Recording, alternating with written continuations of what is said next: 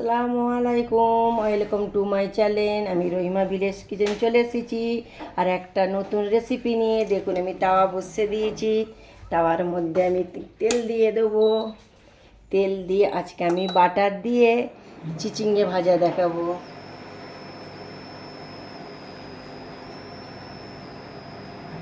তাওয়ার মধ্যে আমি তেল দিয়ে দেবো।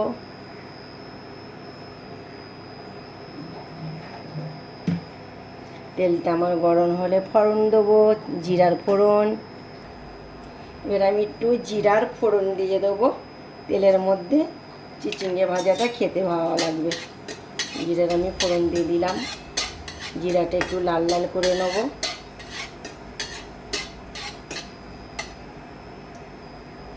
করে নিয়ে ওই চিচিঙ্গেটা এর মধ্যে আমি দিয়ে দেব। আগে থাকতে আমি কেটে রেখেছিলাম, কেটে নুন মাখিয়ে রেখেছিলাম আর আমি জল ঝরিয়ে নিয়েছি।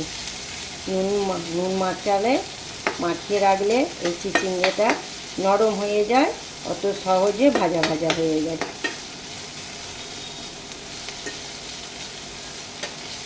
চিচিঙ্গেতে বেশি মশলা দেবো না, বেশি মশলা দিলে খেতে ভালো লাগবে না। অল্প হলুদ দেবে, অল্প হলুদ, বেশি মশলা দেবো না। বেশি মশলা দিলে খেতে ভালো লাগবে না। একটু আমার এই যে লাটা পাতা হয়ে আসলে তারপরে আমি পেঁয়াজ দেবো।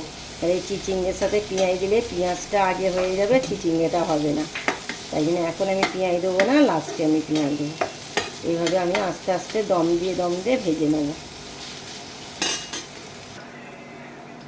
দেখুন চিচিঙ্গেগুলো আমার কেমন নরম নরম হয়ে এসছে, অর্ধেক হয়ে এসছে। এবার এর মধ্যে আমি পেঁয়াজ কুচিগুলো দিয়ে দেবো।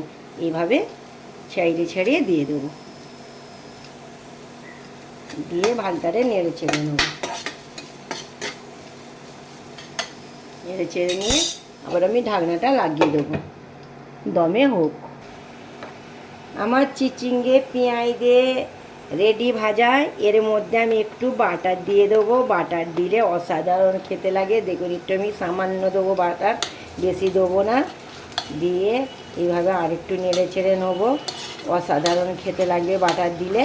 আপনারাও এইভাবে একটু বাটার দিয়ে ভেজে নেবেন, ওপর দিয়ে ছড়িয়ে। দেখবেন তো চিচিঙ্গেটা পেঁয়াজ দিয়ে বাটার দিয়ে কত দারুণ ভাজা হয়ে গেল। এবার আপনাদেরকে আমি পরিবেশন করে দেখাবো। আমার চিচিঙ্গে পেঁয়াজ বাটার দিয়ে ভাজা রেডি। গরম ভাতের সাথে ঘি নেবেন আর এই চিচিঙ্গে ভাজা ভাতের সাথে ছড়িয়ে দেবেন। বাস, আর কিচ্ছু লাগবে না। এর সাথেই পরিবেশন করবেন, খেতে অসাধারণ লাগবে। একবার আপনারা পরিবেশন করে দেখবেন আর বাড়িতে এইভাবে চিচিঙ্গেটা বাটার দিয়ে ভাজতে বলবেন আর গরম ভাতের সাথে পরিবেশন করবে। রহিমা ভিলেজ কিচেনের কথা বিশ্বাস করে আপনারা একবার পরিবেশন করবেন। নেক্সট ভিডিওতে ফিরে আসছি। ভালো থাকবেন, সুস্থ থাকবেন। খোদা হাফেজ।